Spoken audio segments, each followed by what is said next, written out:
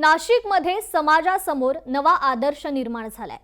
एका ब्रेनडेड महिला डॉक्टरनं अवयव दान केलं आणि या अवयव दानामुळे 5 जणांना नवं जीवन मिळालंय।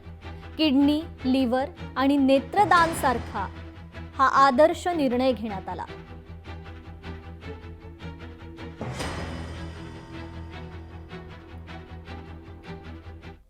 तिकडे जेजुरी मंदिर परिसरात मात्र भाविकांना दमदाटी झालीये। सोशल मीडियावर व्हिडिओ व्हायरल होतोय। मंदिर ट्रस्ट स्थानिक प्रशासनानं दुर्लक्ष केल्याचा आरोप आहे। भाविकांना त्रास देणाऱ्यांवर कठोर कारवाईची मागणी केली जातेय। जेजुरी मंदिर परिसरात अनेक भाविक दर्शनासाठी येत असतात, मात्र या भाविकांना दमदाटी केल्याचा धक्कादायक प्रकार समोर आलाय। संबंधित व्हिडिओ सध्या सोशल मीडियावर मोठ्या प्रमाणात व्हायरल होतोय। दर्शनासाठी आलेल्या भाविकांना काही जणांकडून दमदाटी केली जात असल्याचा आरोप आहे। दरम्यान या प्रकाराकडे मंदिर ट्रस्ट आणि स्थानिक प्रशासन दुर्लक्ष करत असल्याचा आरोपही नागरिकांकडून करण्यात आलाय।